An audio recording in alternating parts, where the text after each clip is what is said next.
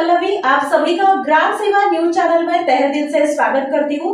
पुणे नाका ते market yard bypass रस्त्यावर गुरुवारी पहाटे झालेल्या भीषण अपघातात तिघांचा मृत्यू झाला असून 2 जण किरकोळ जखमी झाले आहेत। ही घटना डी मार्ट पर्ल गार्डन जवळ घडली।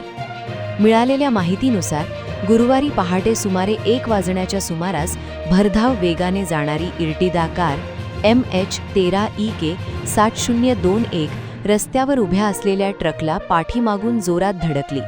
धडक इतकी भीषण होती की कार सुमारे 100 फूट फरफटत पुढे गेली आणि कारचा वरचा भाग पूर्णपणे तुटून निघाला।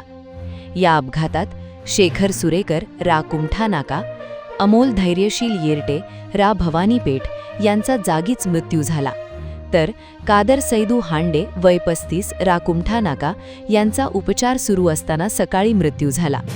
अपघातात स्वरूप कोथेंबीर, रा जुनी मिल आणि अमित जाधव वय 32, रा शास्त्रीनगर हे 2 जण किरकोळ जखमी झाले आहेत। प्राथमिक माहितीनुसार कारमधील 5ही जण मित्र होते। ते रात्री धाब्यावर जेवण करून घरी परतत असताना हा अपघात झाला। रस्त्यावरील वळणावर कारचा वेग जास्त असल्याने उभा असलेला ट्रक चालकाला दिसला नसावा असा प्राथमिक अंदाज व्यक्त करण्यात येत आहे। या प्रकरणाचा पुढील तपास जोडभावी पोलीस ठाणे करीत आहे।